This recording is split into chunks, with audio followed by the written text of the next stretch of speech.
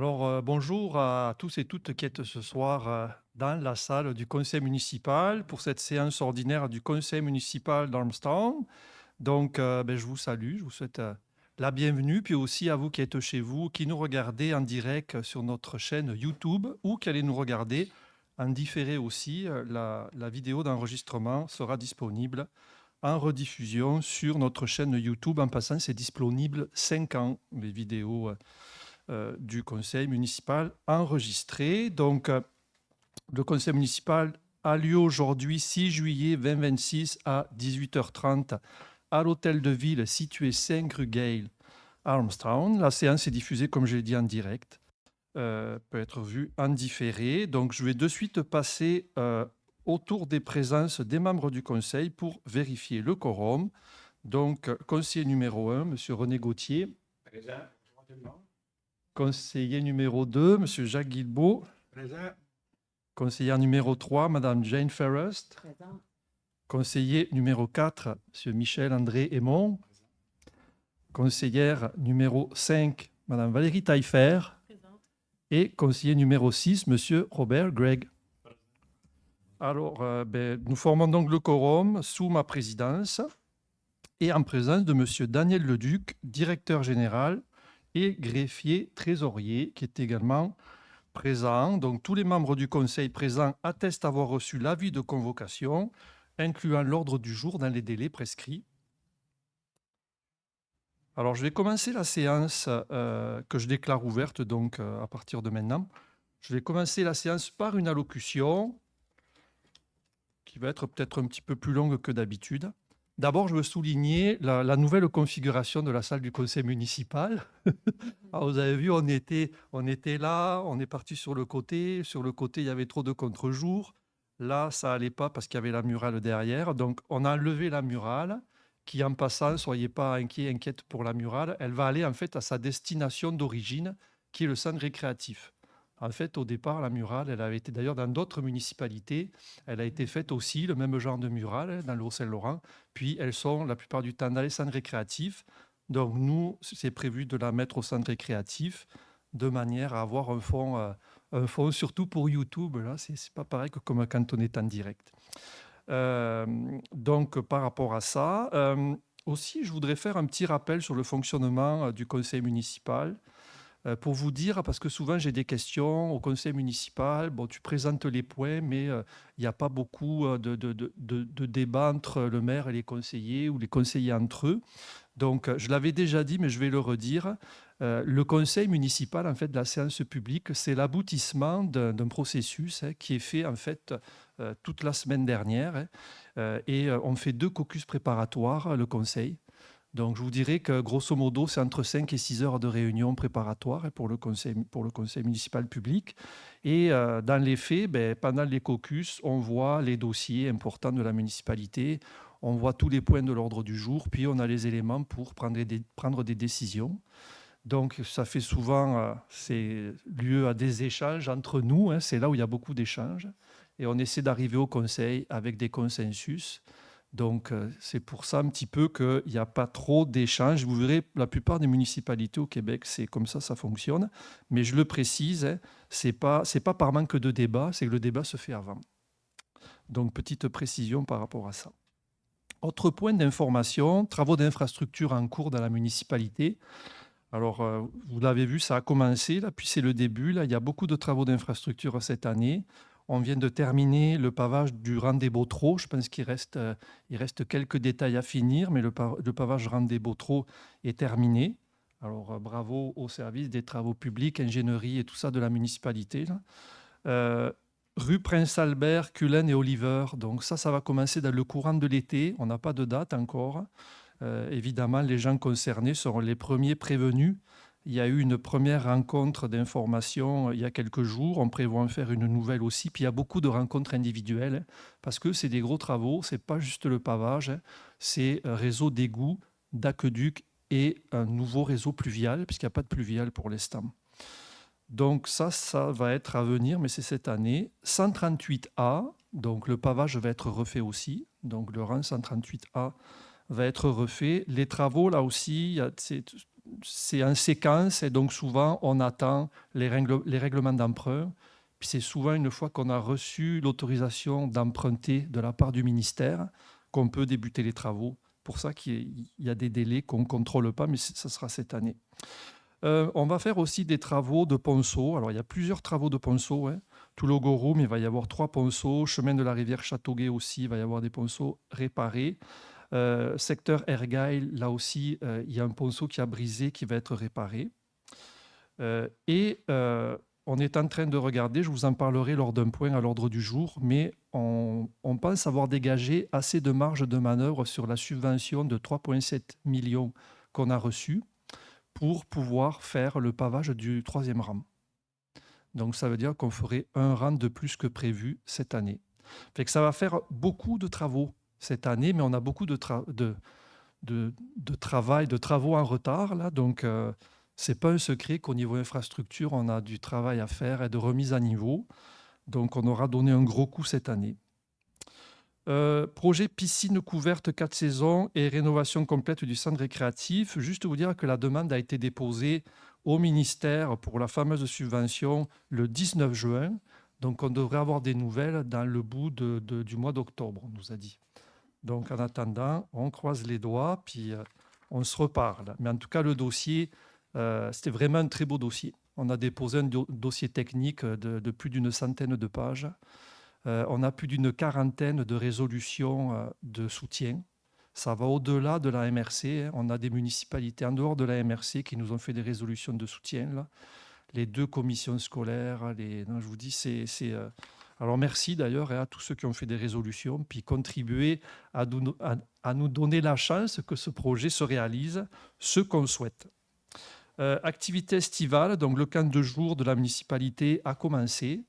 À date, on a de bons commentaires cette année, donc on surveille de près, mais à date, ça va très bien. Les jeux d'eau au parc du centre récréatif, je ne pouvais pas ne pas parler des jeux d'eau. Donc vous avez vu que la mise en route, ça a été un petit peu compliqué. On les a partis, il a fallu arrêter, puis on les a repartis, puis ça a de nouveau arrêté. Il faut voir que d'abord, c'est la première année vraiment effective où les jeux d'eau sont utilisés au complet. L'année dernière, il y avait eu des problèmes aussi avec les pompes et tout ça. Donc je pense qu'on a trouvé, quand je dis jeu, c'est plus les services de travaux publics et ingénieurs. Ils ont trouvé, je pense, le problème. Donc, on a quelque chose de temporaire pour l'instant, mais je pense qu'on va arriver à trouver des solutions. Mais je veux rappeler que c'est des jeux d'eau à circuit fermé. D'accord? Ça veut dire que c'est la même eau qui est traitée, puis recyclée, puis qui circule dans le système. Alors ça a un très gros avantage, c'est que c'est très peu consommateur d'eau. C'est la même, hein.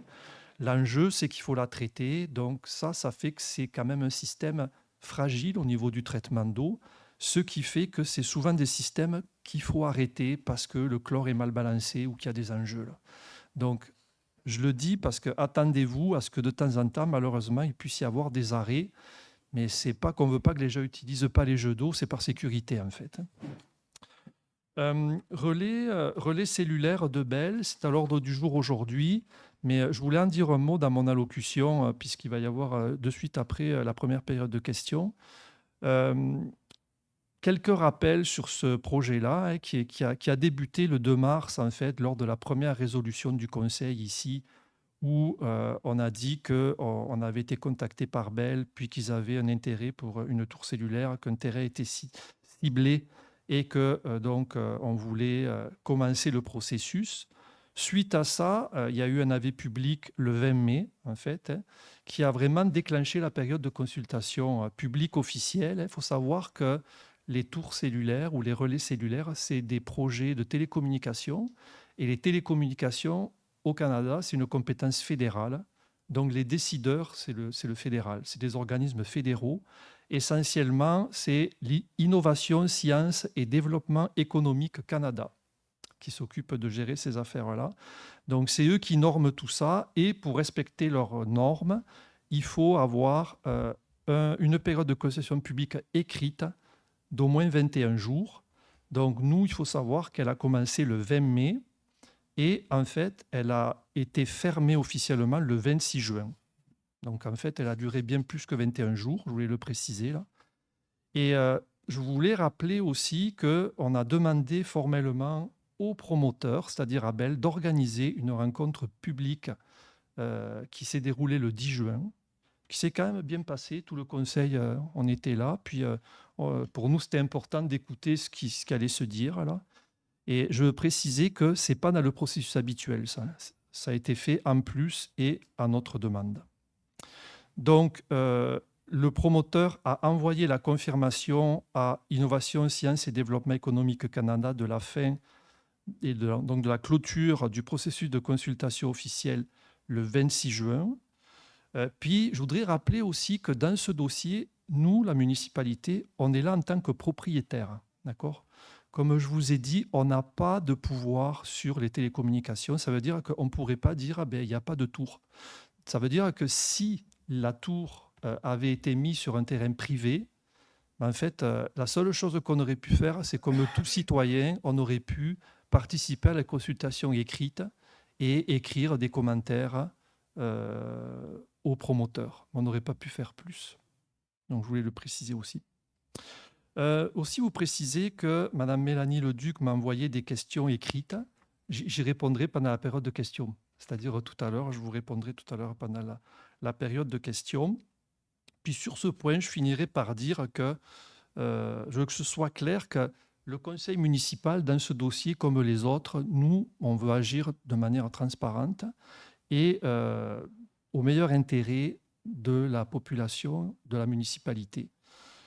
Puis, il faut qu'on regarde tous les équilibres. On en a beaucoup parlé en caucus pour ce dossier-là. Autant, il y en a qui peuvent avoir des réserves sur ce dossier-là, mais il y en a d'autres qui nous disent qu'il faut faire quelque chose. D'avoir des connexions cellulaires quand on a un hôpital de comté qui ne marche pas bien à l'hôpital, moi, ça me pose des questions.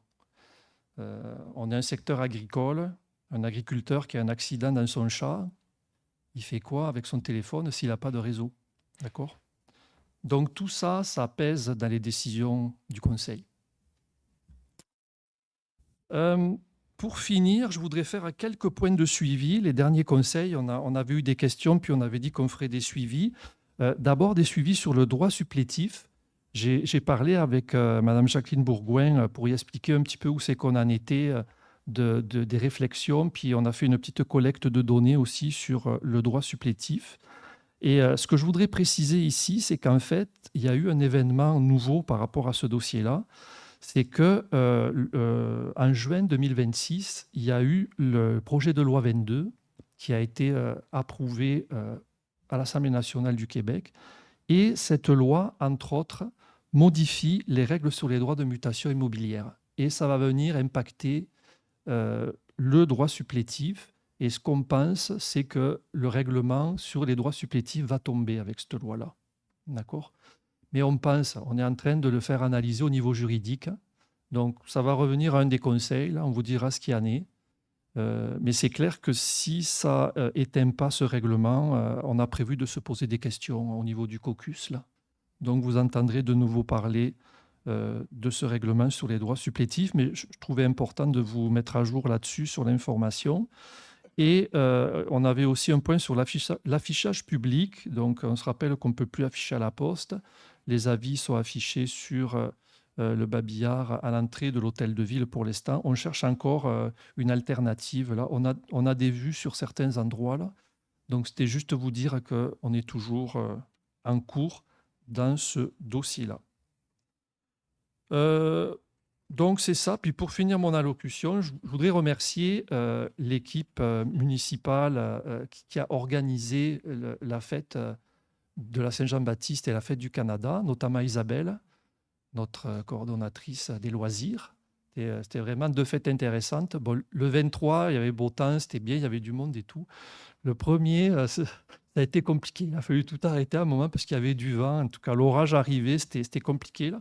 Mais c'est une bonne première pour nous. Ça fait qu'on se revoit l'année prochaine pour ça. Donc voilà pour l'allocution.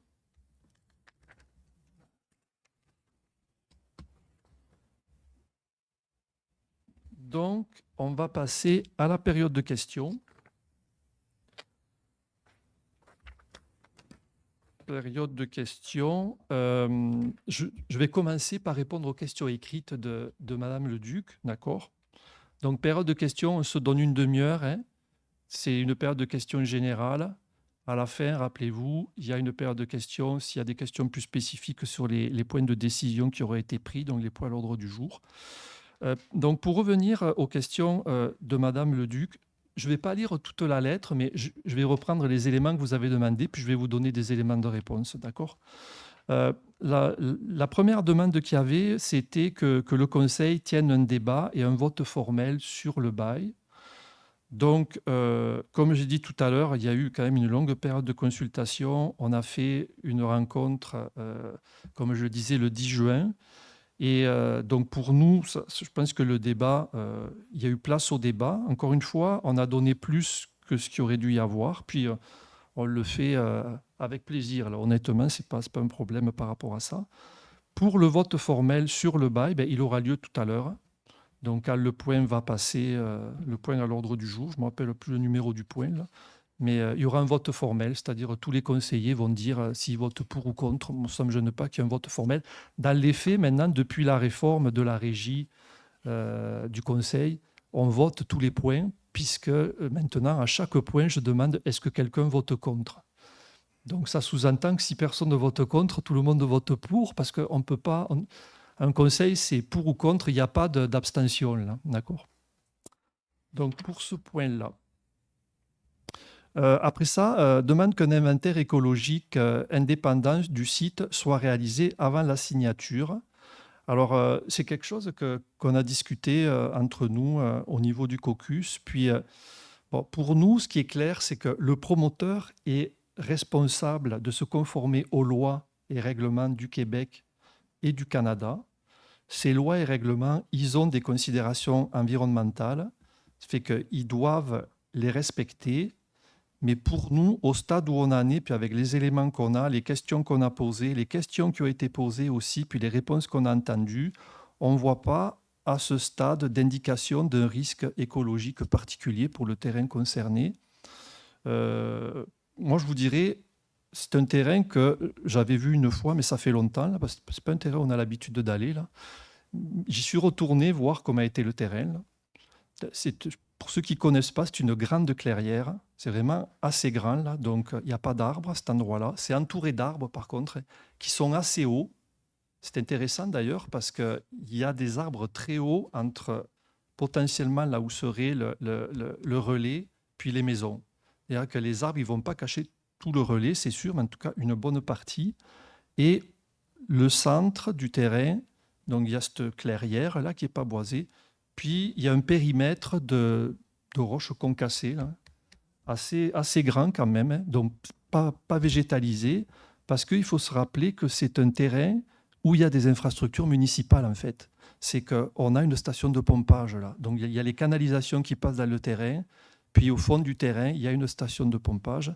Terrain qui est très près de la 138 d'ailleurs, je le croyais plus loin là, mais quand j'y étais, my God, on voit les autos, c'est vraiment de suite après là, la 138 est là.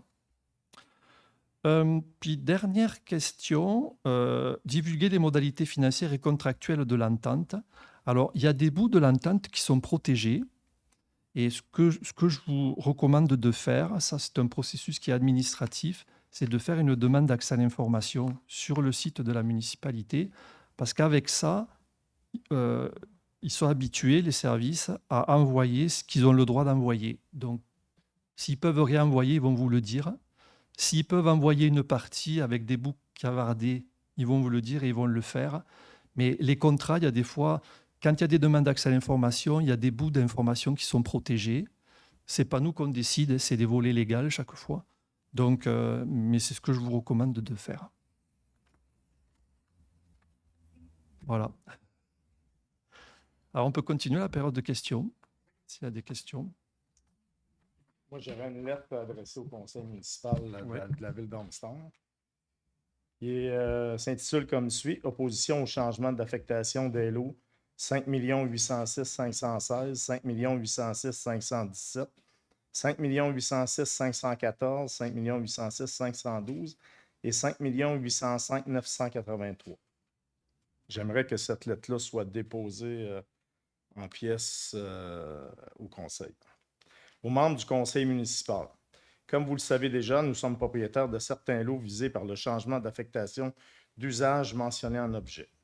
Et nous souhaitons vous dire à nouveau notre profond étonnement d'avoir été informés par des tiers du dépôt de ce changement d'usage sans avoir reçu d'avis formel de la municipalité d'Ormstown, ni d'avoir eu l'opportunité d'avoir préalablement une présentation des représentants municipaux.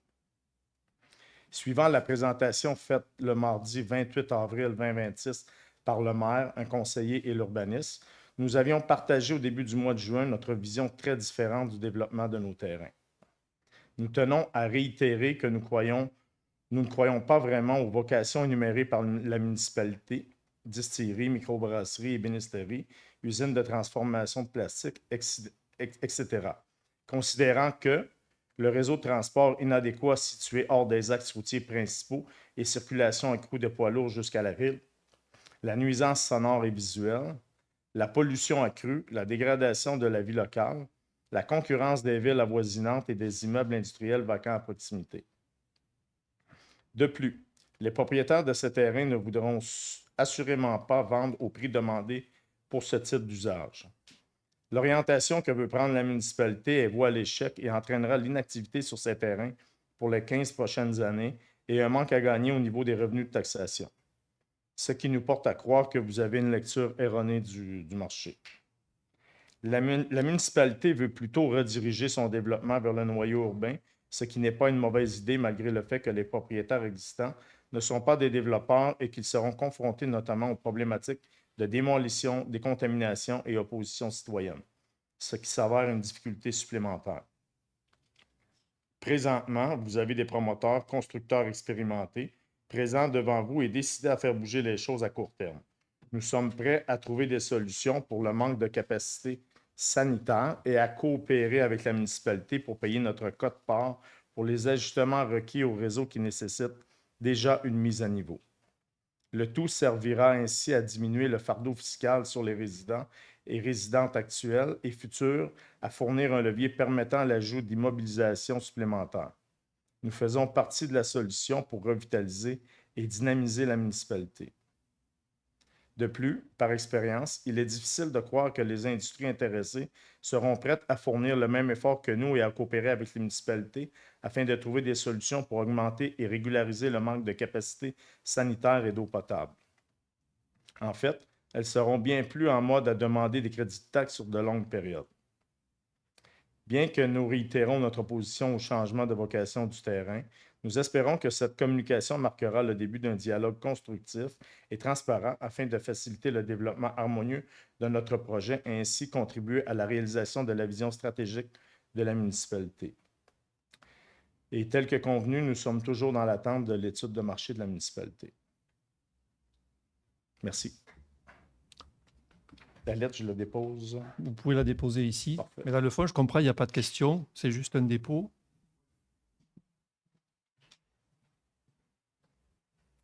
Merci.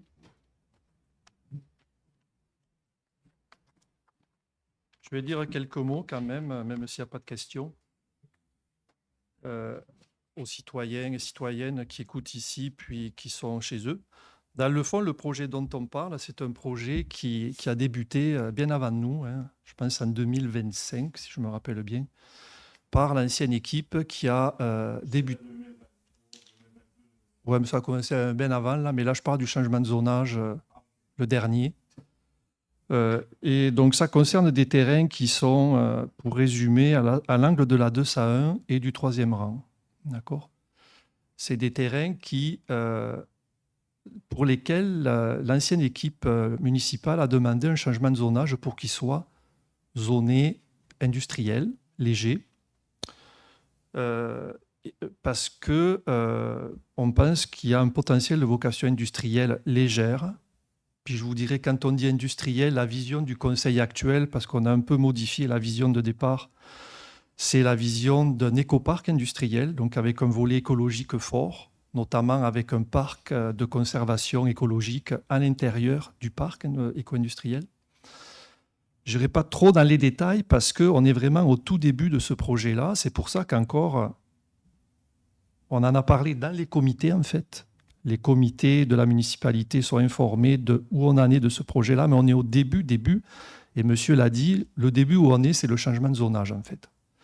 Donc évidemment, pour avoir de l'industriel léger, il faut que les terrains soient zonés industriels. Donc ce processus a été initié par l'ancienne municipalité, et quand on est arrivé, on a étudié tous les éléments du dossier et on a décidé de continuer dans cette voie. L'alternative, c'est, vous en avez peut-être entendu parler, le projet dont monsieur parle, c'est un projet de 600 portes à cet endroit-là. 600 portes. D'accord ?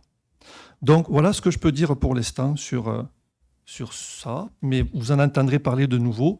C'est un processus, ça fait qu'un changement de zonage s'est passé au conseil ici, mais pas avec notre équipe, encore une fois. Il y a eu une résolution en 2025, début 2025, mais je ne me rappelle pas quelle date exactement, là, mais puis là, c'est passé à la MRC, donc c'est au dernier niveau, c'est-à-dire au ministère.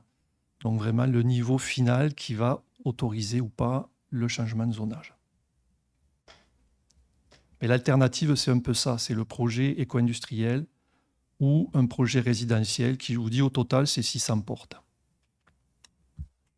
Ça va ? Donc, est-ce qu'il y a d'autres questions ?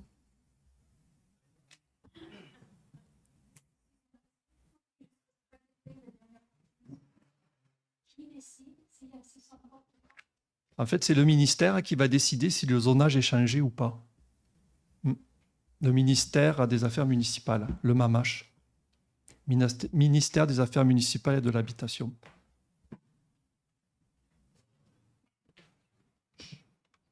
Hi, Jesse Roskis, Wormstown Observer. I do want to say I appreciate the recap at the beginning of this séance conseil. It's very informative. We appreciate it.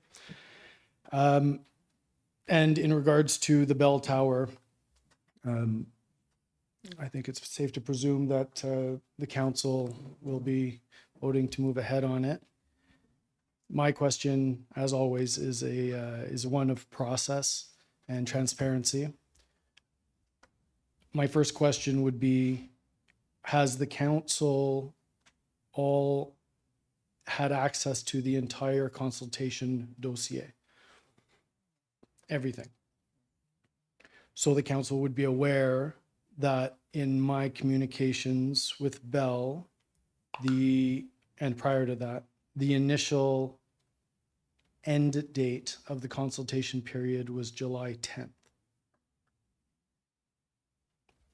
I know you're looking at me. I'm just the looking at- anglophone side. I don't have dates written, but. Alors, c'est une question des dates. Alors, Les dates, vous avez dit le 10 juillet. Oui. alors, les dates, je les ai dit tout à l'heure. Et en fait, I know the 26th is what you just mentioned, sir. c'est les dates qui étaient dans l'avis public du Gleaner, du 20 mai. C'est marqué consultation publique. Il y a un encart publicitaire dans la partie anglaise et française du Gleaner qui dit dans l'édition du 20 mai qu'il y a une consultation publique pour, ils expliquent le projet et que les personnes ont jusqu'au 19 juin pour répondre par écrit et il y a les coordonnées.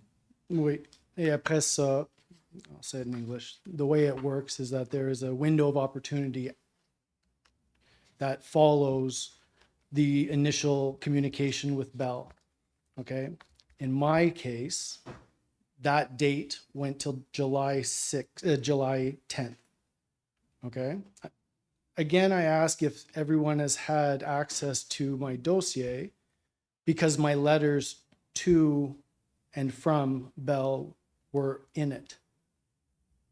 If they weren't, it is the responsibility of the council to ensure that the regulations under which Bell operates under CPC 2003 are followed properly.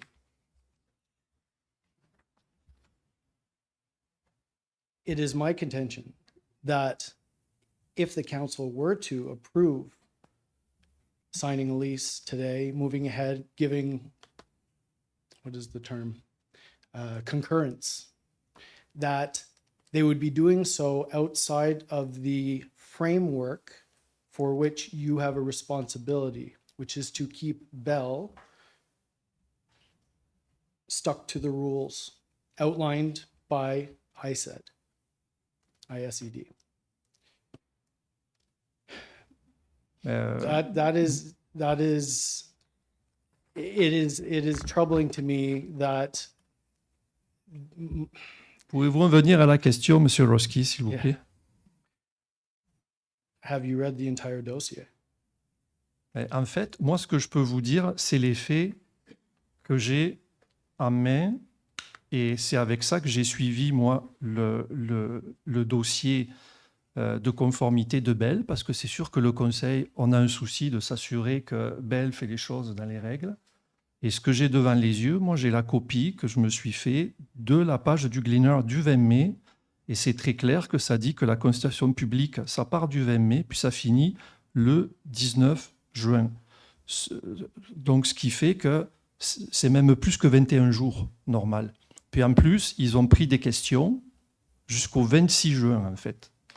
Et ce jour-là, le 26 juin, ils ont écrit à l'organisme, dont je vais lire le nom, parce que Innovation, Sciences et Développement économique Canada, parce que c'est eux qui vérifient est-ce que les règles sont bien suivies.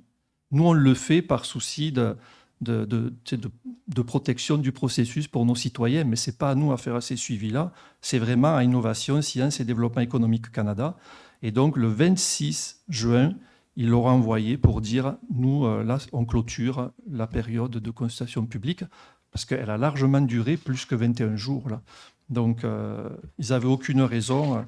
Ils n'avaient aucune raison de prolonger. Puis, ils ont vraiment répondu jusqu'au 26, d'ailleurs, je pense, parce que moi, j'ai demandé les questions pour voir c'était quoi les questions puis les réponses. Puis je peux vous dire, par confidentialité, je ne dirai pas de nom, mais le 26, il y a quelqu'un qui a posé des questions et qui a eu des réponses. Donc ils ont dû fermer le sort du 26, ça veut dire. Oui. Puis au niveau du contrat, le contrat, c'est la greffière Antonina, donc qui est notaire, qui a vérifié toutes les clauses du contrat. Puis en passant, c'est pour ça qu'on n'a pas signé le contrat, parce qu'au début, notre idée, c'était signer le contrat avec une clause de sortie. Parce qu'on voulait se garder la possibilité de dire, eh bien, si nous, on analyse qu'en fait, la tour, ça ne marche pas, on ne la veut pas, on puisse le faire. Et elle nous avait dit, c'est compliqué, on peut, mais c'est sujet à se faire, à avoir des problèmes juridiques. Fait qu'elle nous avait conseillé de ne pas signer le bail et d'attendre que le processus soit terminé. Ce que Bell a accepté, et c'est ce qu'on a fait. Et c'est pour ça qu'on se revoit aujourd'hui pour la finale, en fait. Just so I understand, was every word of my communications, which is part of the consultation dossier, read by every council member here? Oui. Oui. Oui. Yes? Ça fait, Okay, thanks. juste, on me dit que sur YouTube, le live ne fonctionne pas. Je ne sais pas si... Ok, bon, ça sera différé, ça veut dire. Ok, parfait. Ça sera enregistré. Merci. Donc, est-ce qu'il y a d'autres questions? Oui, oui, oui, allez-y. Oui, oui, oui, il n'y a pas de problème. Théoriquement, il reste 15 minutes. Ah. Ben, bonsoir tout le monde. Je suis une petite nouvelle dans le coin. Je pense qu'il y en a plusieurs qui le savent. Au 27 Lambton, une belle petite brocante qui vient d'ouvrir. Vous viendrez me voir. C'est pas pour ça que je suis devant votre micro. C'est pour vous dire que j'ai remarqué quelque chose qui peut être important pour la sécurité des citoyens et des touristes et de tout le monde qui vient dans notre magnifique région. Les lignes jaunes du passage piéton, exactement sur le coin de Tollers, que ça s'appelle, le coin chez nous. OK? Les lignes jaunes sont pratiquement toutes effacées. Okay. Puis si on ne remarque pas la petite plaquette qui est pleine d'arbres alentour puis qu'on ne voit presque pas, là, si on ne la remarque pas, on ne sait pas qu'il y a un piéton, passage piéton. Je trouve ça excessivement dangereux, surtout pour les personnes âgées que je vois traverser puis qui sont obligées de faire ça comme ça. Puis j'espère qu'on pourra faire quelque chose là-dessus. Et deuxième petite affaire du coin Toller, c'était Lambton. Je m'assois en avant des fois pour prendre un peu d'air puis dire bonjour à tout le monde qui passe, puis je m'amuse follement. Mais quand il pleut, je m'amuse moins follement. Parce qu'il n'y a pas de drain d'eau là, puis c'est là qu'il y a de l'eau qui se ramasse, mais de l'eau, mes amis, ça n'a même pas de sens. Fait que je suis obligée de rentrer en dedans, puis d'aller me chercher un parapluie, puis je me fais tout arroser. C'est la même chose que les piétons qui passent là. Je veux juste le pointer pour si vous pouvez faire quelque chose, parce qu'il y a un manhole un peu plus loin vis-à-vis la bâtisse suivante, mais qui ne sert à rien, il n'y a jamais d'eau là, OK. que j'ai remarqué. Puis il y a une dernière petite affaire de rien, là, je ne prendrai pas 15 minutes, je vous le jure. Les stationnements, Ouais. c'est des stationnements de trucks, partout. Si on pouvait rapetisser un petit peu, il y aurait 3 autos au lieu de 2 trucks. Pensez à ça. Ben, merci. Puis, ben, écoutez, merci des commentaires. Et ça me fait penser que, donc, on a bien pris note. On est en train de voir pour faire une réunion des commerçants en septembre. Là, donc, vous serez interpellés. J'en ai parlé déjà avec certains de vos collègues pour voir un peu qu'est-ce qu'on peut aménager différemment. Puis, au niveau activité aussi, là, comment on peut dynamiser un peu le cœur du village au niveau des commerces. Oui. Prends le micro. Si jamais vous avez des requêtes au niveau des lignes de chemin ou des arbres à couper parce que ça coupe la vue, je vous inviterai à appeler à la réception. Parce que eux, à la réception, ils vont enregistrer et forwarder au bon département. Merci. C'est un bon point. Merci, Michel. Est-ce qu'il y a d'autres questions? L'ordre général? Ça va? Sinon, il y a la deuxième période, mais là, c'est plus sur l'ordre du jour. Ben, écoutez, merci beaucoup. Donc, on va continuer l'ordre du jour de la séance d'aujourd'hui. Alors, adoption du procès-verbal. Excusez-moi, je vais boire un peu d'eau. Ouais.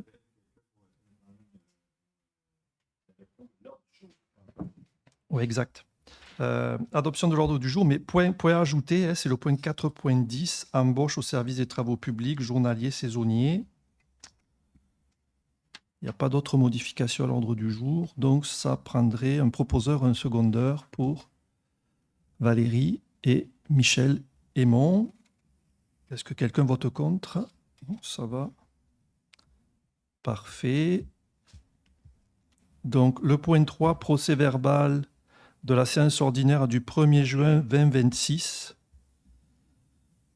Donc, il est proposé de l'adopter. Vous l'avez lu, et dans le fond, tous les membres attestent l'avoir lu et déclarent qu'il est conforme aux décisions prises. Ça me prend un proposeur, un secondeur. Jane Ferrest, René Gauthier. 3.2, adoption du procès verbal de la séance ordinaire tenue le 15 juin 2026. Là aussi, les conseillers attestent l'avoir lu et déclarent qu'il est conforme aux décisions prises. Ça me prend un proposeur, un secondeur. Extraordinaire, excusez-moi. C'est vrai que c'est marqué ordinaire, mais c'est extraordinaire. Jacques Guilbeault, Jane Ferrest, merci. Point 4, administration, finances et gestion du personnel. 4.1, approbation des opérations financières. Donc, dans le fond, là aussi, vous en avez pris connaissance. Le total de la liste des opérations financières, vous les avez à l'annexe A, mais il est aussi dans les fichiers du caucus. Le montant total, 601 832 $ et 15 sous, pour lesquels ça me prend un proposeur et un secondeur. Michel-André Aymon, Robert Gregg, merci. Est-ce que quelqu'un vote contre? Merci. Point 4.2, refinancement du règlement d'emprunt 117-2019 auprès de la Banque royale du Canada. Donc, en fait, on parle des travaux de pavage qui ont été effectués chemin de la rivière Châteauguay en 2019. Le montant des travaux, c'était 895 800 $, là, le total. Donc là, on est rendu à faire le dernier renouvellement d'emprunt. Donc, il nous reste 466 200 $. Donc, dans le fond, on refinance l'emprunt qui avait été fait à l'époque. Il va y avoir des paiements donc, étalés de 2027 jusqu'à 2031. Donc, vous avez le détail qui est dans le dossier. Donc, dans le fond, ce qui est proposé au Conseil, c'est que le règlement d'emprunt indiqué au premier alinéa du préambule soit financé par billet, conformément à ce qui suit.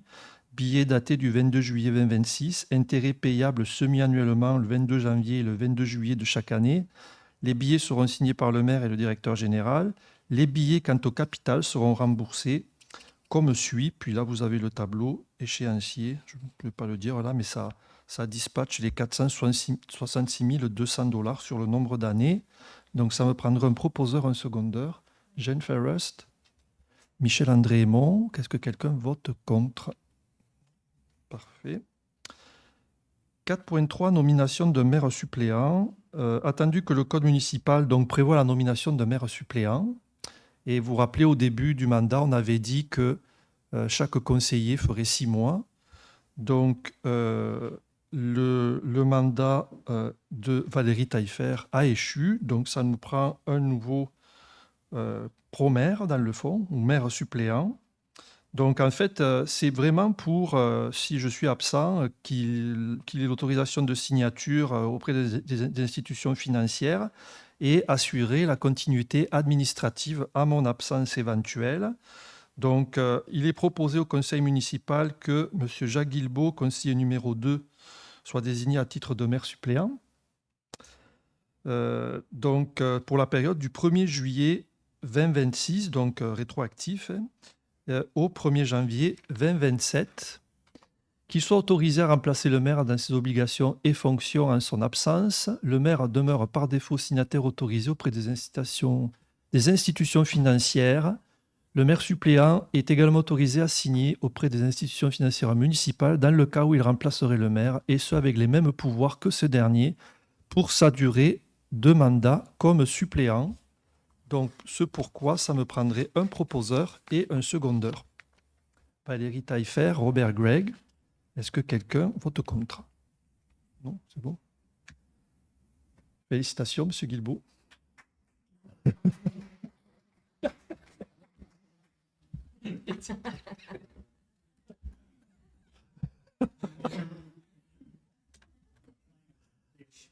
C'est bon.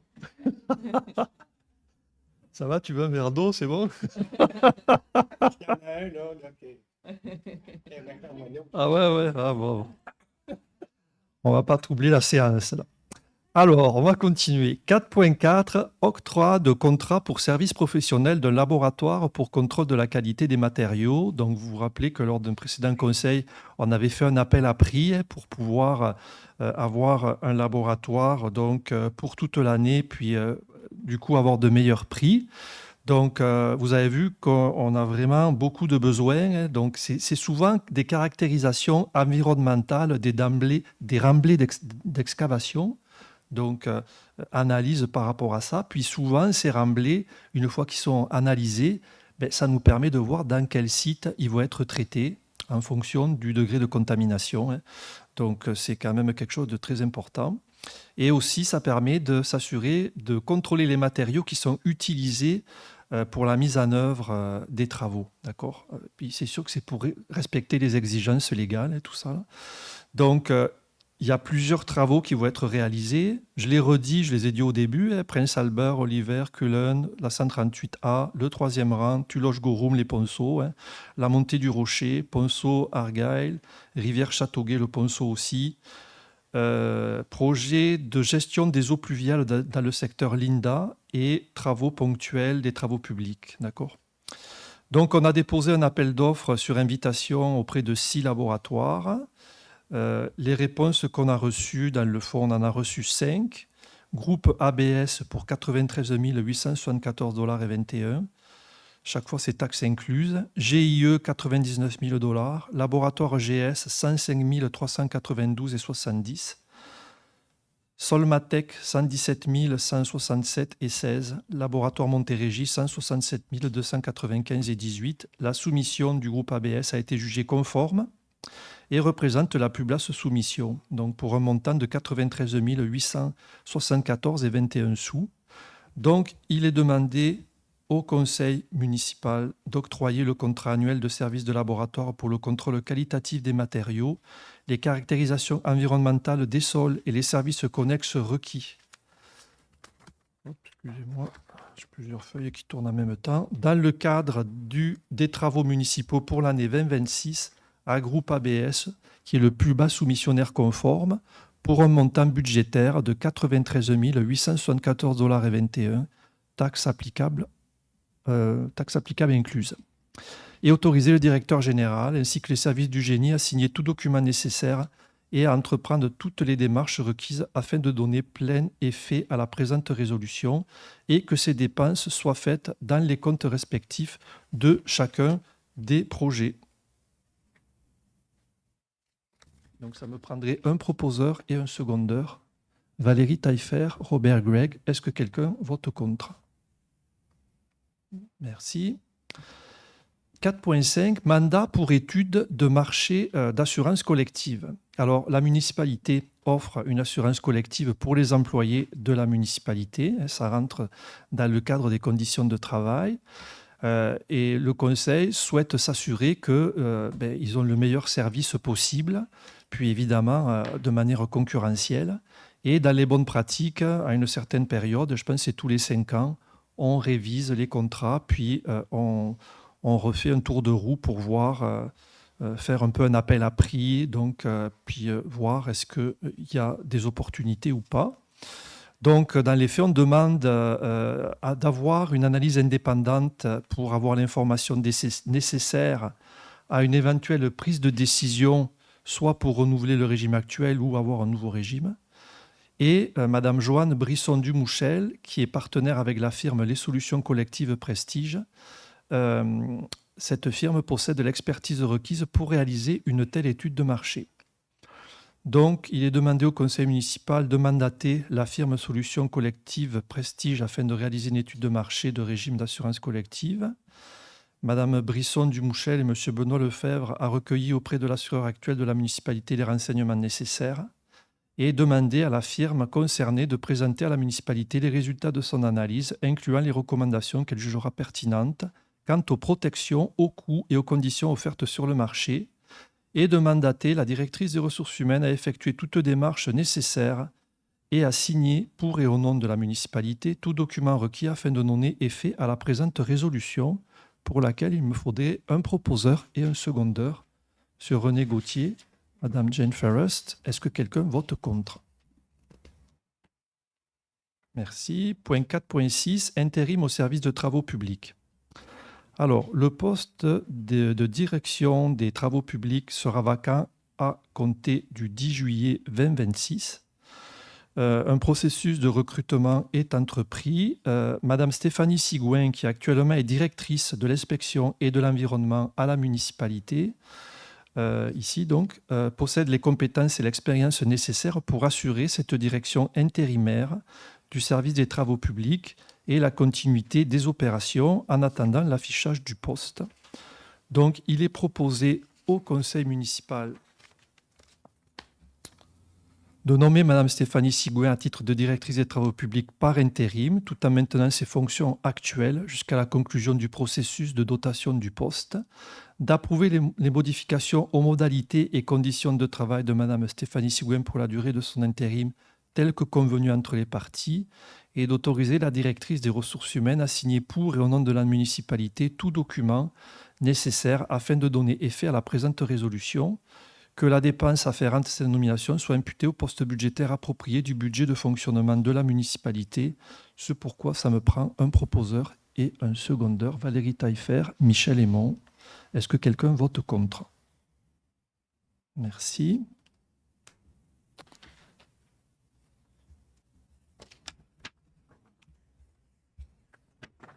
Point 4.5, installation et exploitation d'une tour de télécommunication et d'équipements connexes sur le lot 6 065 482. Donc écoutez, je vais pas résumer le dossier, je l'ai pas mal résumé tout à l'heure, et je vous ai dit pas mal les tenants et les aboutissants. Ce qui est sûr, c'est que le conseil municipal, on a parlé plusieurs fois en caucus de ce dossier-là, qu'on suit depuis le début, là. On a encore fait une réunion juste avant le conseil pour faire les derniers échanges et derniers tours de roue. Donc, en fait, et puis comme j'ai dit, on va faire un vote, vraiment un vrai vote, là. Donc, il est demandé au conseil municipal d'autoriser la conclusion d'un bail entre la municipalité de Dormston et Bell Mobilité Incorporée portant sur une partie du lot 6 065 483 du cadastre du Québec, d'autoriser le directeur général à signer pour et au nom de la municipalité le bail ainsi que tout document accessoire ou requis pour donner plein effet à la présente résolution, incluant tout avis ou document requis aux fins de publication au registre foncier, d'autoriser expressément l'ensemble des démarches administratives, techniques et juridiques nécessaires à la mise en œuvre du bail, incluant toute correspondance, autorisation, déclaration, confirmation ou engagement requis afin de donner plein effet à la présente résolution et d'assurer l'exécution complète des obligations qui en découlent. Donc, suite aux discussions que nous avons eues, je vais demander aux conseillers de voter. Donc, on va commencer par M. René Gauthier, conseiller numéro 1. Conseiller numéro 2, M. Jacques Guilbeault. Conseillère numéro 3, Mme Jane Ferrest. Conseiller numéro 4, M. Michel-André Aymon. Conseillère numéro 5, Mme Valérie Taillefer. Conseiller numéro 6, M. Robert Gregg. Et comme maire, je vais me prévaloir de mon vote et je vais aussi voter pour. Donc, la résolution est adoptée à l'unanimité. Avec un vote, donc un proposeur, un secondeur, Michel-André Aymon, Jane Ferrest. Merci. Excusez, j'ai refermé mon document, puis du coup, je me recherche. Okay. Point 4.8, Office d'habitation du Haut-Saint-Laurent, dépôt et adoption des états financiers de l'année 2025. Donc, en fait, on a reçu les états financiers de l'Office d'habitation, hein, qui maintenant, ça fait plusieurs années, il est pour le Haut-Saint-Laurent. Donc, Armstrong, on est avec d'autres municipalités. Donc, ces états financiers, ils ont été acceptés et approuvés par le conseil d'administration de l'Office. Et en fait, pour ce qui nous revient, parce que chaque municipalité participe, contribue en fait à éponger le déficit, je vais dire ça comme ça. Donc, les états financiers présentent un déficit d'exploitation pour le programme HLM d'abord. Là, on parle au 31 décembre 2025, donc à la fin de l'année dernière. Pour la municipalité d'Armstrong, ça s'élève à 22 151 $ et 29 sous, soit 4 321 $ et 25 pour le Washhaven, 17 830 et 04 pour le parc des Érables. Il y a un deuxième volet, donc, dans l'état financier, qui présente aussi un déficit d'exploitation pour le programme de supplément au loyer, le programme PSL.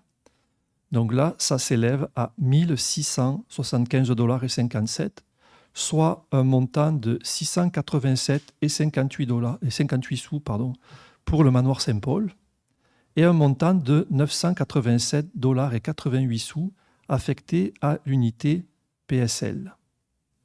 Donc le montant total s'élève à 23 850 $ et 40 sous.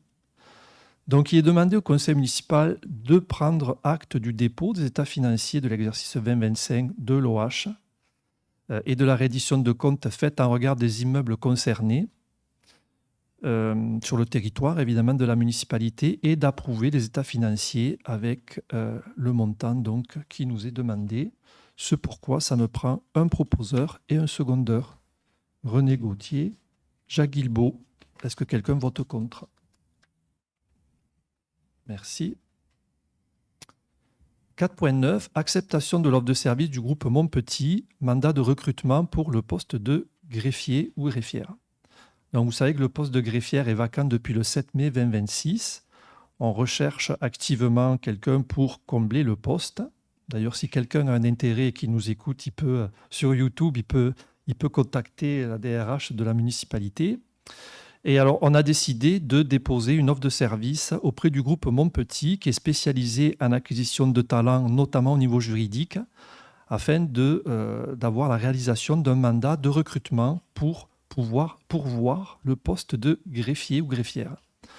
Donc évidemment, cette offre, elle répond aux besoins de la municipalité. C'est dans notre intérêt de retenir les services de cette firme.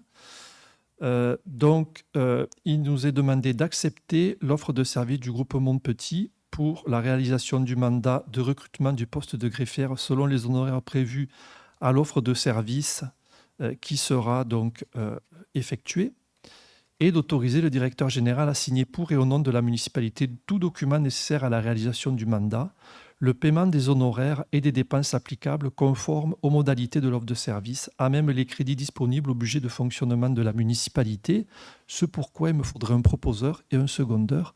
Valérie Taillefer, Michel Aymon. Est-ce que quelqu'un vote contre? Merci. 4.10, embauche au service des travaux publics journalier saisonnier. Alors, le service des travaux publics doit pourvoir 2 postes de journalier saisonnier temporaire et aussi un poste d'étudiant. Le processus d'affichage, de sélection, d'entrevue, d'évaluation des candidats s'est déroulé en collaboration avec le service des travaux publics et le processus de recrutement a permis d'identifier des candidatures possédant des compétences techniques et une expérience pertinente pour répondre aux besoins de la municipalité et du service des travaux publics. Les candidatures de M. Kevin Levac, Mme Sarah de Bellefeuille et M.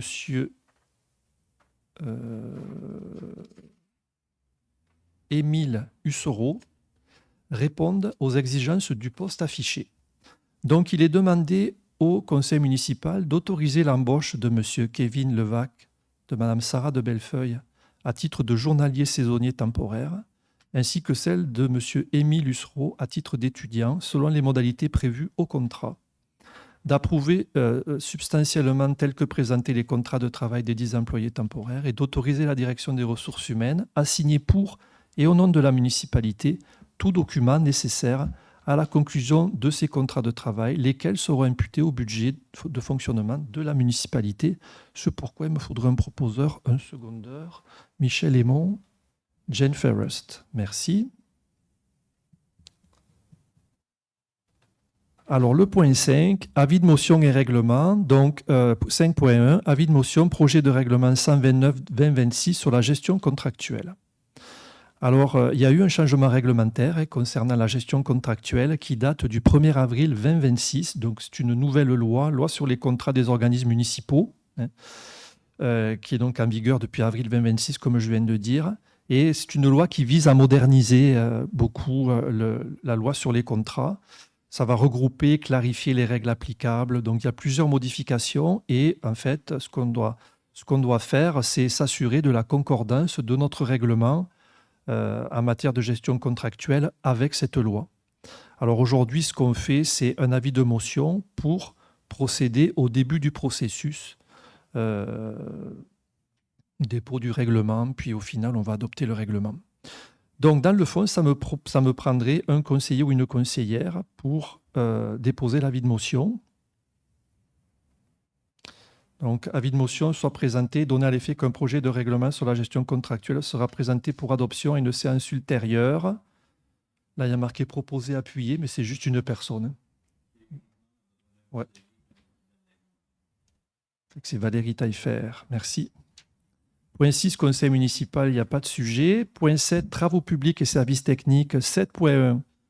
Donc, achat de sel de déglaçage. Ça sent l'hiver. Ça paraît pas, mais ça prend l'hiver. Il faut se préparer. Attendu que dans le cadre d'un appel de soumission sur invitation pour l'achat de sel de déglaçage, la municipalité a reçu 2 propositions. La première, donc, Compass Mineral Canada, 137,21, prix avant taxe la tonne. Sel Windsor, 109,94. Annuellement, on consomme 750 tonnes de sel de déglaçage par année pour épandre durant l'hiver. Donc, en fait, les prix, ce qu'il faut regarder, je vous dirais que c'est ce qui guide le choix qu'on va proposer, c'est que Compass Mineral Canada propose un prix un peu plus élevé que Windsor, mais le prix est fermé pour 3 ans. Alors que Windsor, c'est qu'1 année. Donc, on trouve plus protecteur et préférable d'y aller avec le prix fixe pour 3 ans. Donc, il est proposé d'octroyer le contrat à Compass Mineral Canada, d'appliquer les modalités du mandat énumérées ci-dessus. dépense maximale de 102 907,50 $, taxe applicable en supplément, sachant que ça, c'est par année, puisque ça sera sur 3 ans. Donc, on autorise le directeur général à signer pour et au nom de la municipalité les documents nécessaires et d'imputer la dépense au poste budgétaire concerné. Donc, ça me prendrait un proposeur et un secondeur. Jacques Guilbeault, René Gauthier. Est-ce que quelqu'un vote contre? Merci. 7.2, abrasif AB10 de type criblure. On est encore dans l'hiver, donc là pareil, il y a eu un appel de prix. On a eu une proposition qui est Boval Incorporé à 26,74 la tonne avant taxe. Là, on dépense 1000 tonnes d'abrasif, 1000 tonnes par année. Donc, il est proposé, là aussi, d'octroyer le contrat, mais à Boval Incorporé. Les modalités sont énumérées, comme on vient de le dire. Dépense maximale de 26 740 $, taxe applicable à un supplément par année. Et là aussi, autoriser le directeur général à signer pour et au nom de la municipalité tous les documents nécessaires et les dépenses seront imputées au poste budgétaire concerné. Là aussi, ça me prend un proposeur et un secondeur. Michel Aymon, Valérie Taillefer. Est-ce que quelqu'un vote contre? Merci. 7.3, on est encore dans les abrasifs AB10, mais là, c'est type sable. Donc là, c'est gravier Sablière Leblanc, 31,50 $ la tonne, prix avant taxe. Là aussi, à peu près 1000 tonnes d'abrasifs de ce type-là par année. Donc, il est aussi proposé au conseil municipal d'octroyer le contrat à gravier Sablière Leblanc, d'appliquer les modalités énumérées, donc celles qu'on vient de dire, autoriser une dépense maximale de 31 500 $, taxe applicable en supplément par année. Donc là aussi, c'est un montant fixe pour 3 ans. Autoriser le directeur général à signer pour et au nom de la municipalité tous les documents requis et imputer la dépense découlant de la présente résolution au poste budgétaire concerné. Là aussi, ça me prend un proposeur et un secondeur. Jacques Guilbeault, Robert Gregg. Est-ce que quelqu'un vote contre? Non, merci.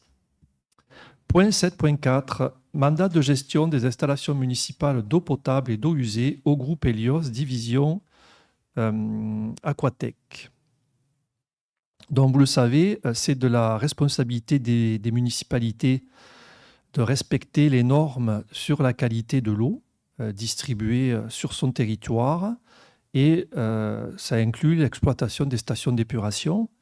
La municipalité, évidemment, détient et exploite des installations telles que je viens de dire. Je pense qu'on en a parlé plusieurs fois, puis on sait qu'il y a des travaux à faire. Je ne le redirai pas là, ce n'est pas le sujet. Donc, le service de gestion de l'eau potable et des eaux usées de la municipalité nécessite une consolidation des effectifs qui assurera une meilleure stabilité opérationnelle. Il faut savoir que le fait de faire appel à un mandat pour la firme Helios, ce n'est pas un contrat exclusif. On a un employé à la municipalité qui s'occupe du service des eaux, etc., puis qui reste en poste sans problème. Donc, c'est un complément, en fait, qu'on donne parce que juste une seule personne, ça pose des enjeux de sécurité d'abord. Si la personne est absente, malade ou ne serait-ce qu'en vacances, ça prend quelque chose pour assurer un remplacement. On a essayé de recruter une deuxième personne, mais ça a été compliqué. Fait que là, dans le fond, ce qui est proposé au conseil, c'est un complément qui est proposé. Donc, encore une fois, on ne confie pas la totalité de la gestion de l'eau à ce groupe, mais comme c'est spécifié, c'est juste un complément de service. Donc, voilà par rapport à ça. Donc, il est proposé au conseil municipal que la municipalité octroie le contrat de un contrat de gestion des installations d'eau municipale potable et d'eau usée à la ferme Helios division Aquatech sera pour une période d'1 année au montant de 47 736 $ plus taxes applicables et autoriser une telle dépense conformément au crédit disponible.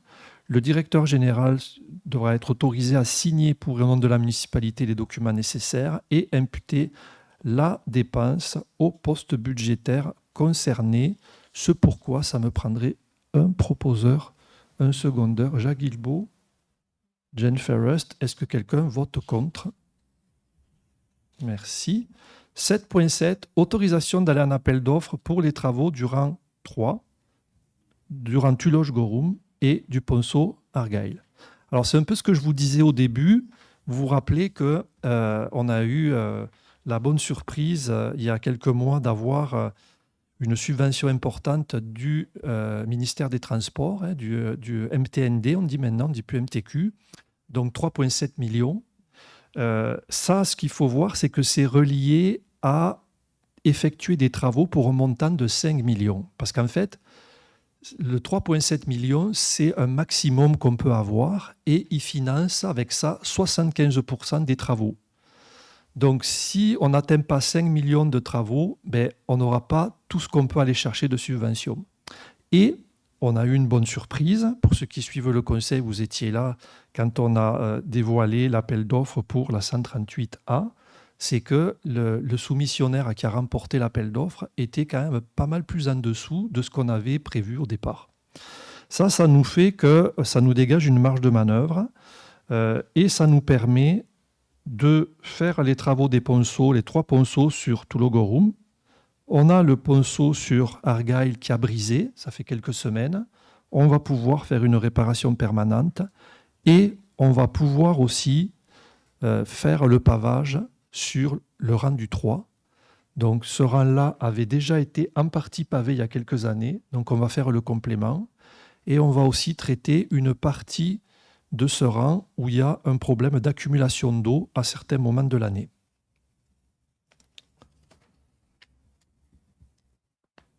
Alors, donc c'est ça. Et puis, j'ajoute, là, je vois que c'est écrit, je vais le dire parce que c'est important, il est opportun de regrouper les travaux. Hein. Donc, ils sont tous regroupés dans le fond, dans le même appel d'offres. Donc, c'est ce qu'on vise à faire. C'est sûr que ça va dépendre de l'appel d'offres. Si c'est trop haut, ben, il va falloir faire des choix, mais pour l'instant, c'est le plan. D'accord ? Donc, il est demandé d'autoriser au conseil municipal à procéder à un appel d'offres public pour les travaux du 3e rang, du rang Tulogorum et du ponceau Argyle, de demander une modification des travaux soumis au programme, donc au PAVEL qu'on appelle, donc afin d'inclure vraiment tout ce qu'on ajoute là. Donc ça, il y aura une modification faite auprès du MTMQ et enfin d'autoriser la direction générale ainsi que les services du génie à préparer les documents d'appel d'offres et à les publier conformément aux exigences applicables et à entreprendre toute démarche nécessaire afin de donner effet à la présente résolution pour laquelle il me faut un proposeur et un secondeur. Valérie Taillefer, Michel Aymon, merci. Puis j'en profite pour remercier l'administration pour la bonne gestion des travaux, appels d'offres et tout, parce que ça nous permet de dégager une marge de manœuvre cette année et d'en faire plus.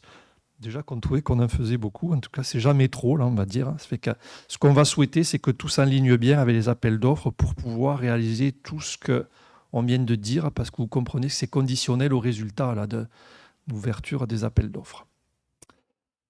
Service de sécurité incendie, donc le dépôt a été fait, ça c'est le point 8, 8.1. Le rapport mensuel a été déposé. Urbanisme et environnement, je vais donner quelques détails pour lui. 9.1, les permis émis en juin 2026. Donc, c'est juste un dépôt là aussi, mais juste vous dire que je vais donner les détails. On m'avait demandé de les donner, puis je n'ai pas de problème à donner quelques précisions. Il y a eu 23 permis au mois de juin, donc c'est quand même pas mal de permis, là, pour une valeur de 929 840 $ et un montant de 3 630 $. Donc le premier chiffre est près d'1 million, c'est le montant des travaux en fait qui ont été faits au total. Pour vous résumer, il y a 5 rénovations, 4 constructions de bâtiments accessoires, 2 constructions, 2 occupations, 2 permis d'occupation, 2 PIA, 2 patios, terrasses, galeries, etc. 2 agrandissements, un abattage d'arbres. Grosso modo, là.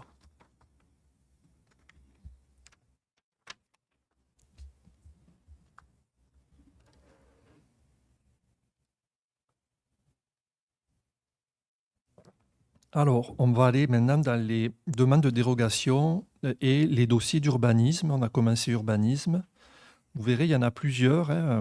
Notre comité consultatif d'urbanisme travaille fort parce que Ces derniers conseils, il y a beaucoup de demandes qui passent ici au conseil, puis tant mieux là, parce qu'on veut que les dossiers avancent aussi. Donc le premier dossier, 9.2, c'est une demande de dérogation mineure au 5 rue Victoria. Donc cette résidence-là, la demande de dérogation mineure, ça concerne d'abord un empiètement de la galerie avant, à l'intérieur de la marge avant, donc la galerie qui déborde en avant sur la marge, ainsi que la distance entre la thermopompe et la marge latérale. D'accord. Donc, la demande a été déposée par le propriétaire du 5 rue Victoria.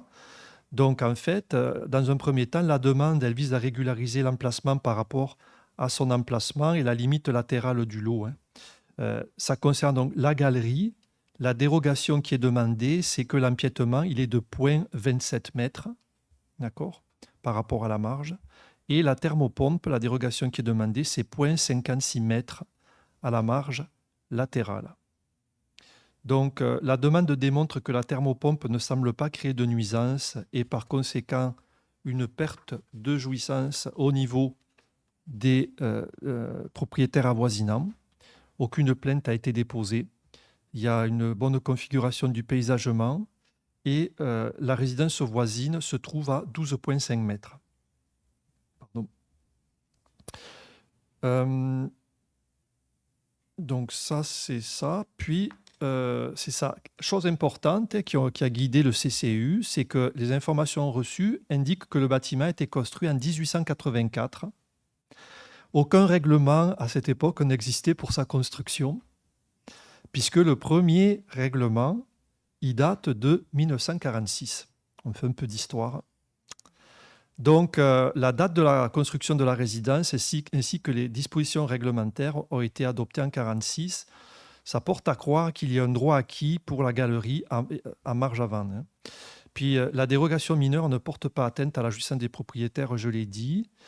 Donc, ça a été examiné au comité consultatif d'urbanisme qui recommande au conseil municipal d'accepter la demande de dérogation mineure pour l'emplacement de la galerie en marge avant, de délivrer un permis pour la thermopompe, y compris son emplacement actuel, seulement suite au dépôt d'une lettre signée par le propriétaire du 3 rue Victoria, c'est-à-dire le voisin, qui stipule que la thermopompe n'atteint pas à sa jouissance ni à leur droit de propriété, lettre qui a été reçue ici à l'hôtel de ville. Donc, ça me prendrait un proposeur, un secondeur, René Gauthier, Jane Ferrest. Est-ce que quelqu'un vote contre? Merci. 9.3, demande de PIA, enseigne 12 rue Bridge. Donc, en fait, 12 rue Bridge, c'est le bâtiment actuel. C'est ça. C'est une ancienne commerciale. C'est là où sont les comptables, en fait, qui a été apposée sur le bâtiment et une enseigne détachée qui est en avant. C'est au 12 rue Bridge et ça a été déposé par le groupe MNP LLB au cours du mois d'avril 2026. Les dimensions des enseignes sont conformes aux exigences mentionnées au tableau 11.1 du règlement sur le PIA. Donc, le CCU recommande au conseil municipal d'accepter la demande de PIA, pour laquelle il me faut un proposeur, un secondeur, René Gauthier, Robert Gregg. 9.4, encore une demande de PIA. Donc, enseigne 2025 rue Lambdon.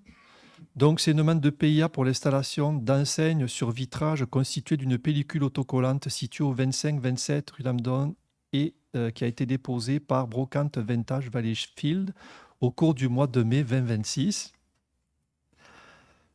Le design et la palette de couleurs des enseignes s'harmonisent avec l'essence architecturale des éléments existants du bâtiment ainsi qu'avec ses fonctions. Les dimensions des enseignes sont conformes aux exigences mentionnées à l'article 11.19 du règlement de zonage numéro 148-2023. Le CCU recommande au conseil municipal d'accepter la demande de PIA à condition que les enseignes soient conformes au dernier plan déposé, parce qu'il y avait eu 2 plans, pour lequel ça me prend un proposeur et un secondeur. Jane Ferrest. Vous ne pouvez pas seconder, c'est pour ça que vous levez la main. Ça me prend un secondeur. Valérie Taillefer. Alors là, on est beaucoup dans les PIA. Vous savez qu'il y a un secteur de la municipalité qui est quand même assez grand, qui est concerné par les PIA. Donc, ça fait que quand il y a des... C'est pour protéger un peu le volet patrimonial et le cachet architectural et de ce secteur-là. Donc, c'est pour ça que ça doit passer par le circuit du comité consultatif d'urbanisme et après au conseil. Le but, c'est pas de bloquer ce que veulent faire les gens, mais s'assurer que ça répond à certains standards pour harmoniser un peu surtout les rues principales du noyau du village. 9.5, demande de PIA, enseigne, 36D, rue d'Amdon de nouveau. Une demande de PIA pour l'installation d'enseignes sur vitrage constituée d'une pellicule autocollante et apposée à plat sur la devanture du bâtiment situé au 36D de la rue d'Amdon a été déposée par Matelas Nuit de Gasby. 36. 36D, j'ai dit, hein? D. Ouais, je sais pas, mais c'est D. Ouais. ABCA, alors, ok. Ok, ah ben vous faites bien de... Ah, il y a un D aussi. Mais c'est vous, là, soyez pas inquiets. C'est vous. Ok, bon. Alors, on va dire CA. Mais c'est bien Matelas Nuit de Gasby. Bon, au moins ça, c'est bon.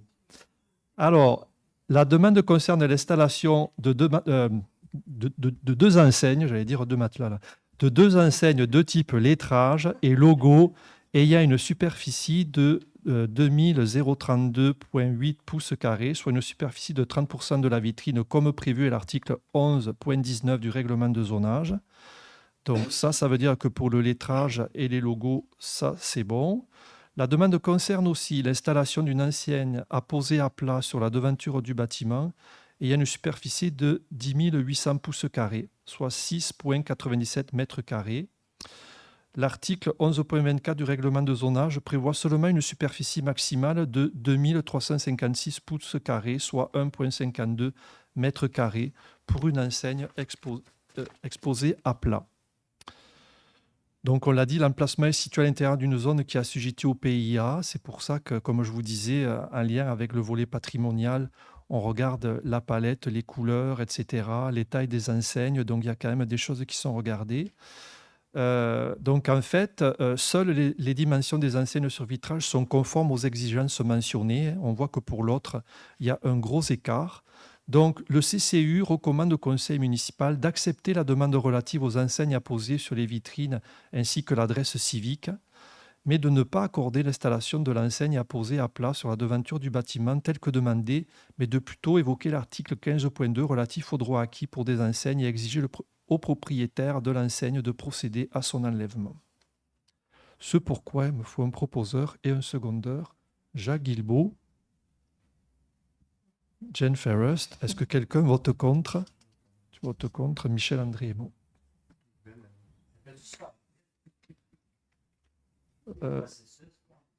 Oui, là c'est fait. Mais juste vous dire, vous ne pouvez pas parler, poser de questions pendant la séance. Ça sera à la fin. Mais à la fin, vous pourrez venir, là, on vous répondra. Il n'y a pas de problème. Mais pendant les séances, on ne prend pas de questions ou d'intervention du public. Mais vous y avez droit après. Pas d'inquiétude. Donc, point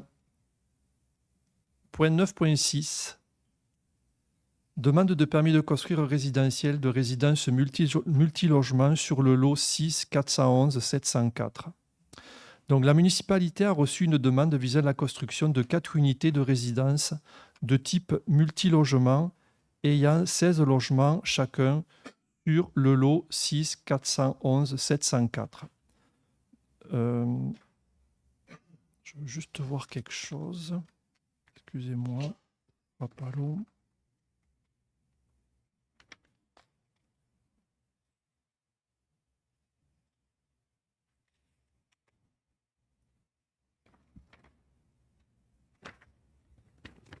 Juste vérifier que... Ça, celui-là, je veux juste demander quelque chose au directeur général. 9.6, c'est lui le toit vert, hein, je ne me trompe pas, hein, parce qu'avec les numéros... Ça, c'est-tu chemin de la rivière à Châteauguay, ça? Rivière aux Outardes, ok, c'est bon. C'est bon. Parce on a deux demandes presque similaires en même temps. Je ne veux pas me tromper, puis il y a les numéros de lot des fois, donc c'est ça. Donc en fait, c'est le lot situé près de la rivière aux Outardes. Il y a des huitplex là, puis c'est le terrain qui est en arrière, d'accord, un peu plus loin en arrière là. Donc en fait, ce qui est demandé, parce qu'on a reçu une demande de permis de construction donc, de 4 unités résidentielles pour un total de 16 logements. Le conseil municipal, ce qu'on veut, c'est faire une analyse d'impact pour ce projet, voir sa faisabilité, mais faire une analyse d'impact. Et pour ça, on veut, puis ça prend une résolution formelle, demander au comité consultatif d'urbanisme de regarder ce dossier-là et de nous revenir avec des recommandations. Donc ça veut dire que ça va revenir ici au conseil municipal dans quelques temps, ça va dépendre la durée de l'analyse. Puis, il y aura un processus après. C'est-à-dire, soit le développeur il va devoir faire un PPC-moi ou une demande de modification réglementaire. Mais ça, il y a un processus de consultation publique, de registre, etc. Ça peut aller jusqu'à un référendum. Là. Donc, il y a un processus à suivre. On est au tout début du processus, là, c'est-à-dire on va chercher un avis pour l'instant. D'accord ? Donc, il est demandé au conseil municipal en fait, d'approuver d'aller chercher l'avis. Donc, demander en conformité avec l'article 2.13 du règlement sur le comité consultatif d'urbanisme, numéro 20-2006, de solliciter le CCU, Conseil consultatif d'urbanisme, afin d'analyser la version du projet résidentiel déposé et de formuler ses recommandations par rapport à sa faisabilité, son intégration et harmonisation avec le milieu bâti environnant, la création d'espaces de vie verts pour les résidents du projet, intégration et sa participation au sein du réseau des parcs et espaces verts, ainsi que des mesures d'atténuation de l'effet des îlots de chaleur, pour lequel ça me prend un proposeur et un secondeur. Valérie Taillefer, Jennifer Rust, est-ce que quelqu'un vote contre ? Merci.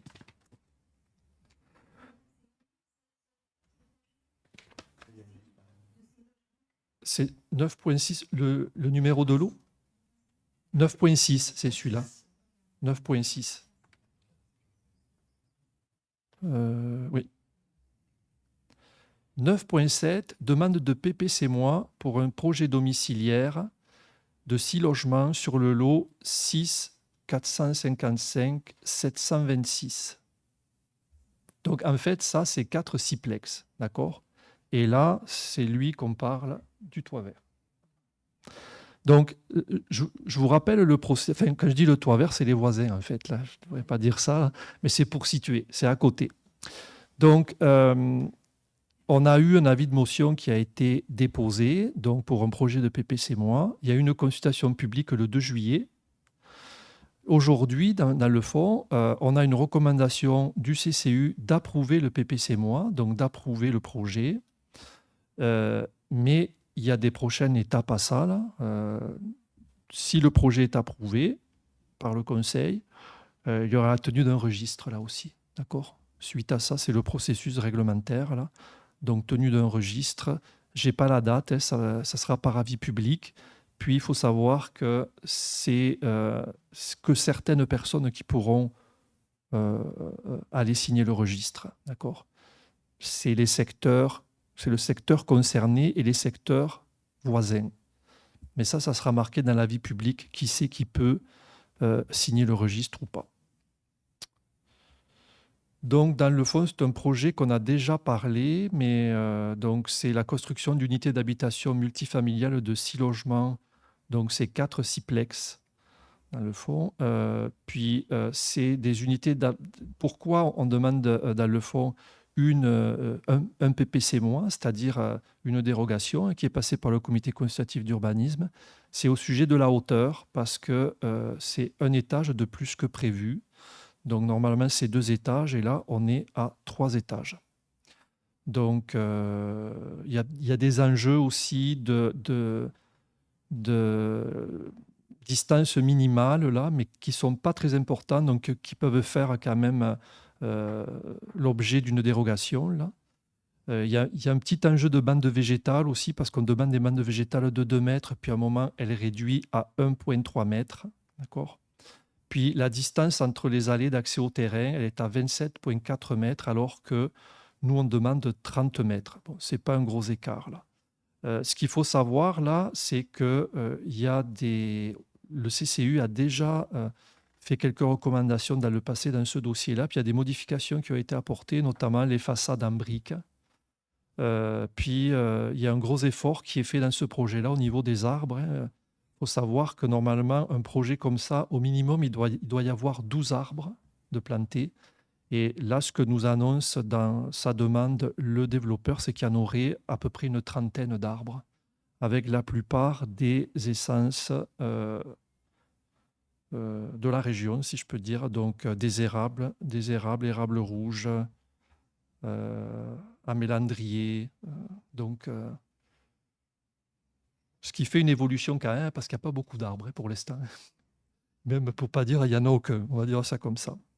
Donc, attendu que la demande respecte les orientations du plan d'urbanisme relevant des matières 1, 2 et 3, attendu que la demande respecte les critères d'évaluation du règlement 169-2025 pour les projets particuliers de construction, d'occupation et de modification d'un immeuble, PPC-, attendu que la demande propose une densification douce cohérente avec ses orientations en occupant un terrain actuellement vacant, en renforçant la structure résidentielle du secteur, attendu que le projet propose un usage résidentiel multifamilial compatible avec les formes bâties présentes dans le noyau villageois où coexistent maisons unifamiliales, plex, logements collectifs, services locaux et équipements communautaires. La mixité aussi résidentielle permet d'accueillir une diversité de profils, aînés, familles, travailleurs locaux, et que les espaces extérieurs communs favorisent les interactions de voisinage. Le projet met en valeur l'identité villageoise par l'utilisation d'une volumétrie pavillonnaire à toit incliné, preuve à l'identité villageoise, et par choix de matériaux durables et traditionnels comme la brique ou le déclin texturé, assurant une continuité formelle avec le paysage bâti existant.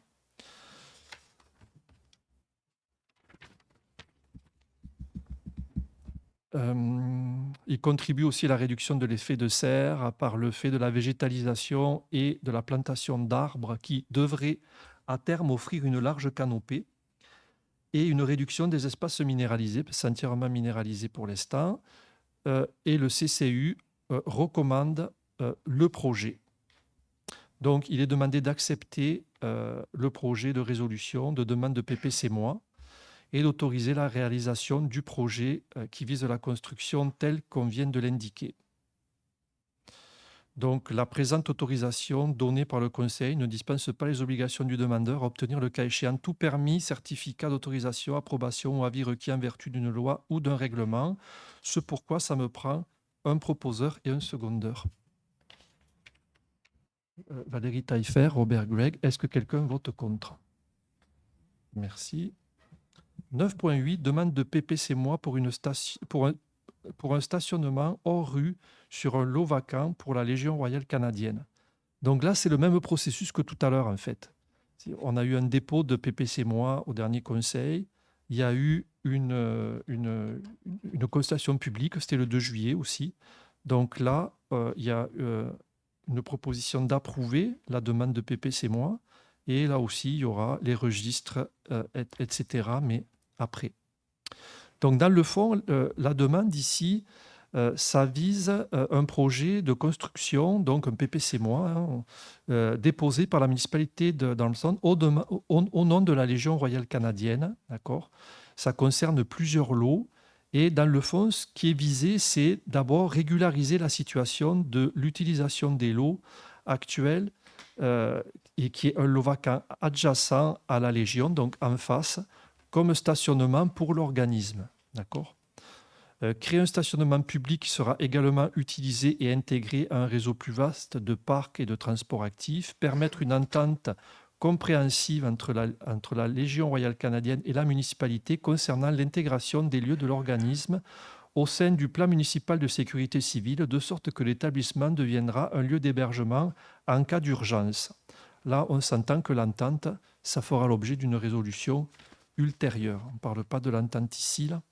Donc, le comité consultatif d'urbanisme a émis une recommandation favorable au projet et il demande au conseil municipal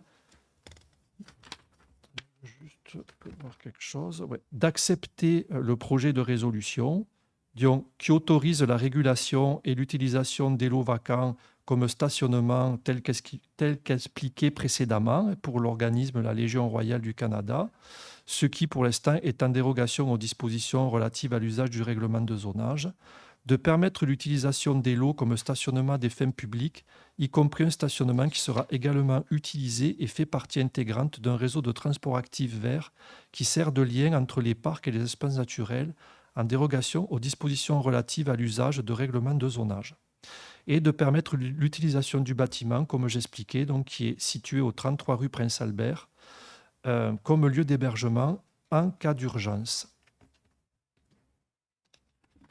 Et donc, il sera intégré au plan des mesures d'urgence. La présente autorisation, qu'elle soit donnée par le conseil municipal, notez qu'elle ne dispense pas les obligations de la municipalité à obtenir le cas échéant tout permis, certificat d'autorisation, approbation ou avis requis en vertu d'une loi ou d'un règlement. Donc pour tout ça, ça me prendrait un proposeur et un secondeur, René Gauthier, Jane Ferrest. Est-ce que quelqu'un vote contre? Non, merci. Alors, le dernier point d'urbanisme, les points d'urbanisme, ils sont plus... faut être assez précis parce qu'il y a quand même un volet légal à tout ça. Alors, c'est là aussi une modification du règlement de lotissement. Oui, ah oui, c'est vrai. Oui. Valérie Taillefer va sortir juste le temps de la discussion par souci d'éviter des conflits d'intérêts. Donc, en fait, l'avis de motion qui est présenté dans le fond, c'est pour entamer le processus de révision du règlement de lotissement. Le règlement de lotissement, ce que c'est qu'on a un règlement qui dit que lorsqu'on fait des lotissements pour un terrain, c'est-à-dire c'est un terrain qui est fractionné pour faire des lots, la personne propriétaire du terrain qui fait les lots doit réserver 10% pour créer un parc. D'accord ? Ça fait partie des règles de la municipalité. Des fois, c'est plus difficile pour diverses considérations. Des fois, c'est parce qu'on sépare un lot en deux. Donc là, c'est difficile de faire un parc. Puis 10%, c'est tout petit. Bon.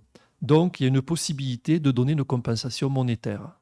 C'est ce qu'on appelle le 10% pour frais de parc. C'est-à-dire qu'ils peuvent payer 10% de la valeur et ils n'ont pas besoin de faire un parc. Et en fait, l'objet de la modification réglementaire, c'est qu'on veut rajouter quelques exclusions à ce règlement-là. Parce que des fois, il y a des circonstances qui font que ce n'est pas très logique qu'il y ait le 10%. C'est ça qui va être question dans ce règlement-là. Mais on est au début, c'est le dépôt de la motion aujourd'hui. Plus tard, vous aurez le projet de règlement et après ça, on va adopter le règlement. Donc, on est au tout début du processus, mais ça me prend quelqu'un pour déposer la motion. Jane Ferrest. Il y en a plein qui lèvent la main, mais je pense que c'est Jane en premier. Jane Ferrest, parfait. Donc, il n'y a pas de vote. Puis, Valérie peut revenir.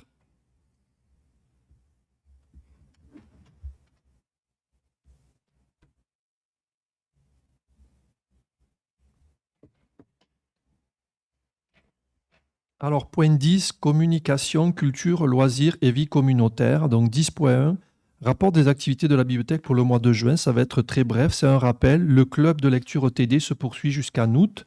J'en avais parlé à la dernière séance. Donc, il est encore temps de s'inscrire à la bibliothèque. 10.2, on a une demande d'aide financière de projet communication. Donc, communication, c'est une OBNL régionale qui nous fait une demande de soutien.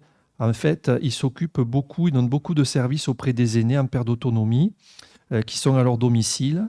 Donc, c'est vraiment les aider à briser l'isolement, c'est du support à nos aînés, améliorer leur qualité de vie, etc. Et ils offrent des services, notamment avec du transport, puis il y a le transport des bénévoles, etc. Avec les augmentations du coût de l'énergie et tout, ils ont demandé une aide, donc une demande d'aide pour les aider à ce niveau-là.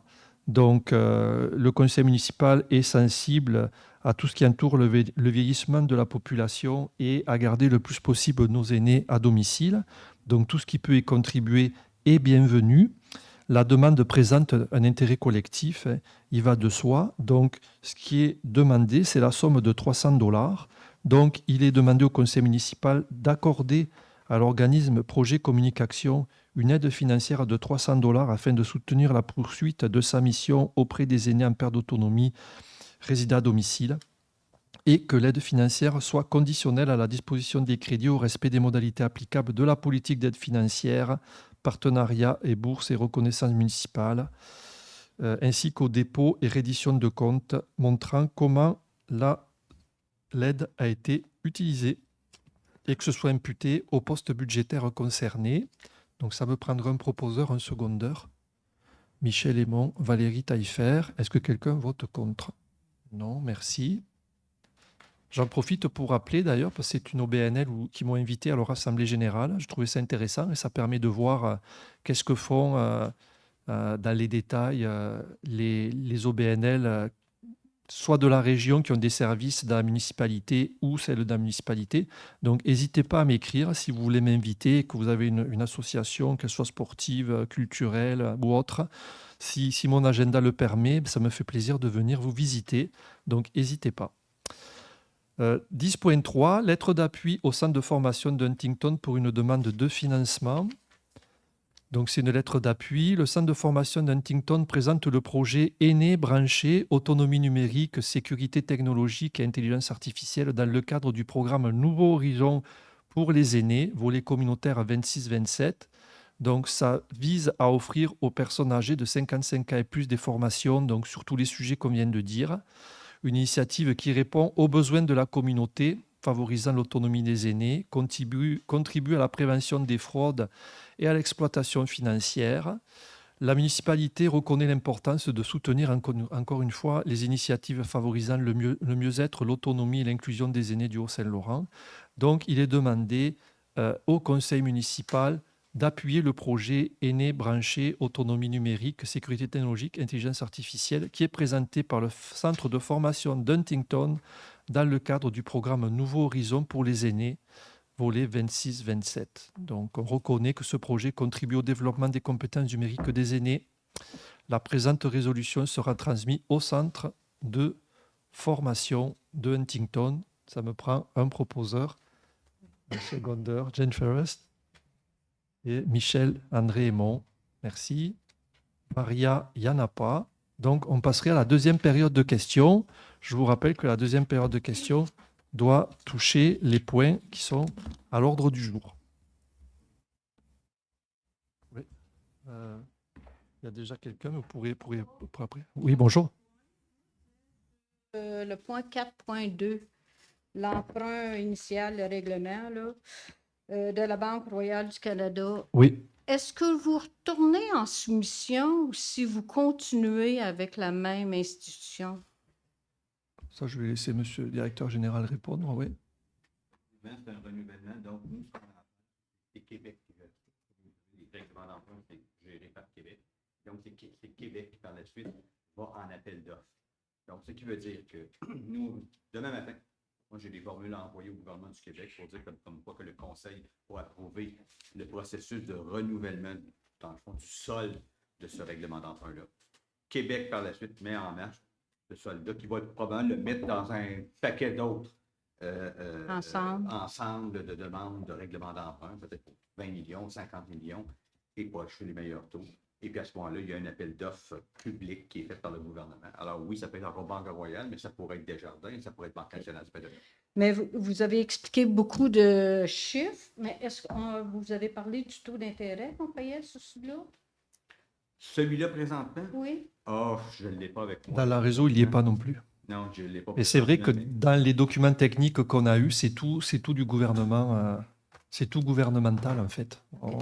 On a tout reçu direct avec les montants. C'était tout paramétré par le gouvernement. Oui, à ce moment-là, c'est ça. C'est pour 5 ans.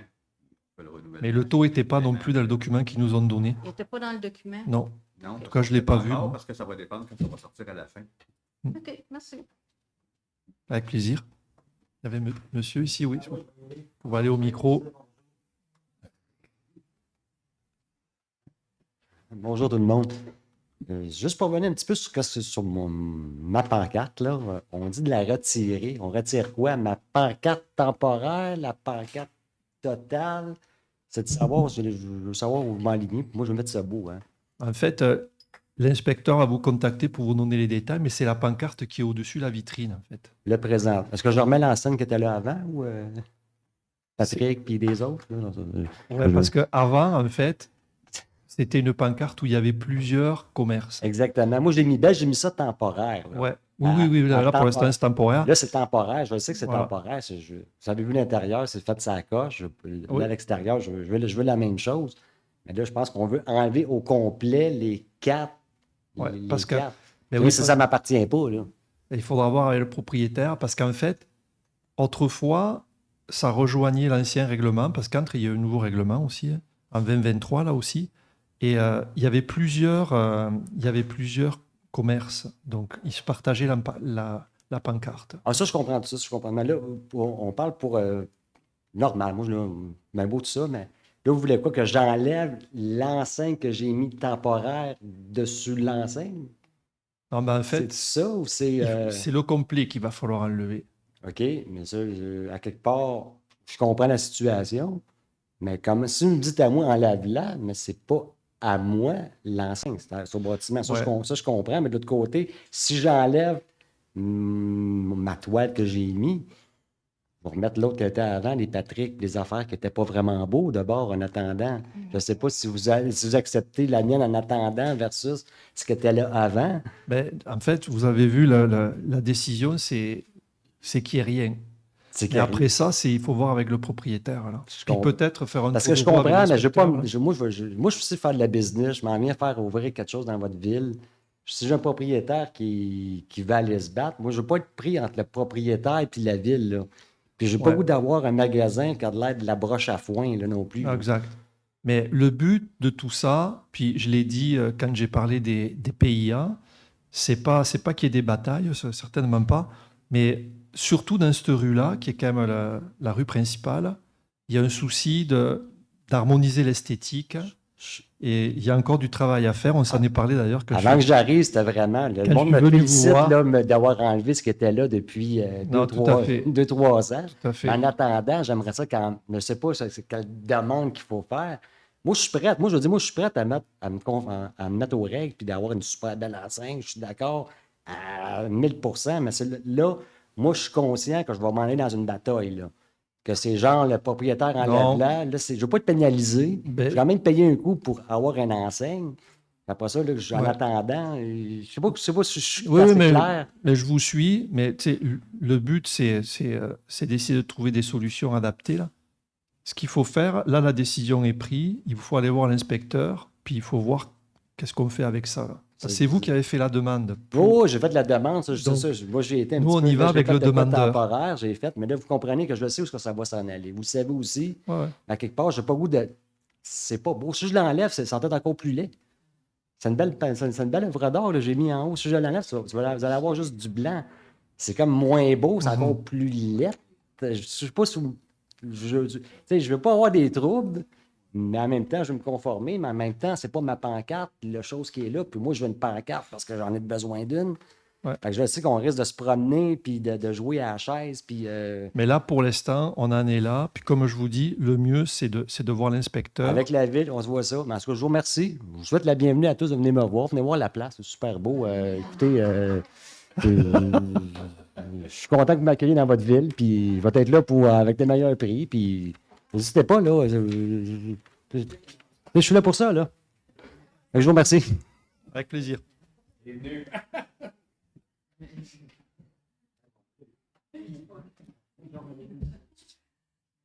Au Je revoir, veux monsieur. juste faire une petite correction. Tantôt, vous avez nommé mon entreprise Brocante Vintage Valleyfield parce que c'est ça qui est enregistré Oui. au printemps. Mais Valleyfield, ils peuvent m'oublier. Je suis rendu Armstrong. OK, donc ça sera un nouveau nom. Mais je vais le faire corriger. D'accord. OK? Ben, merci. C'est une bonne idée. C'est une bonne idée. Est-ce qu'il y a d'autres questions ce soir?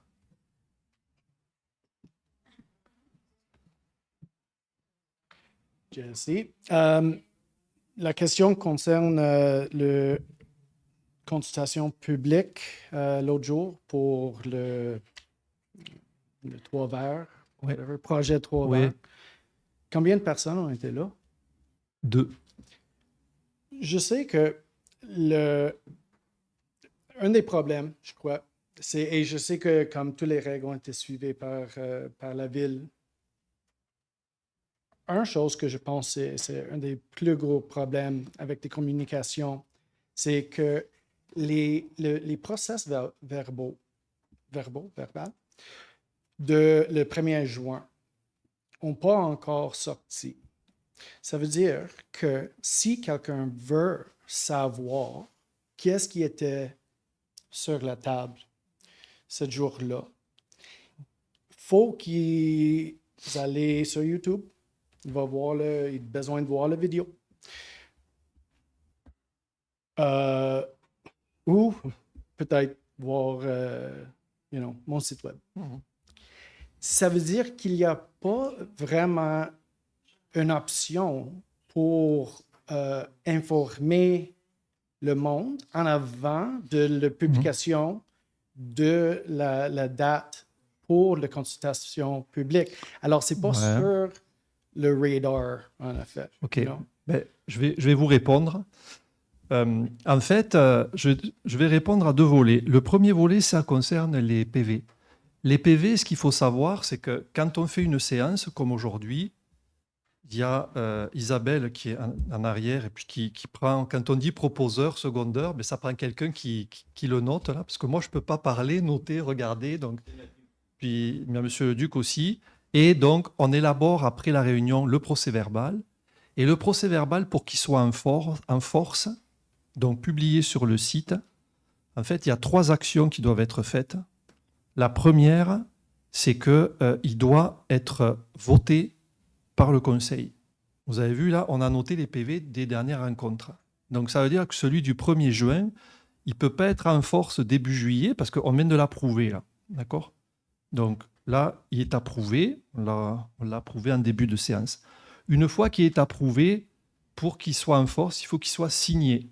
C'est-à-dire que moi, je le vérifie, je signe toutes les pages, Monsieur le Duc aussi, et après ça, il est prêt à passer à être officiel. Et là, il faut qu'il soit déposé sur Internet. Donc ça fait que ça peut faire un délai, mais c'est sûr qu'il ne peut pas l'être rapidement. Donc ça, c'est le premier élément de réponse. Le deuxième élément, c'est que particulièrement sur ces 2 projets-là, écoutez, moi j'ai été épaté par les communications pour les rencontres de consultation publique. Allez sur le terrain du Toit Vert, il y a un panneau qui est comme ça, et grand comme ça, avec tout expliqué, ok.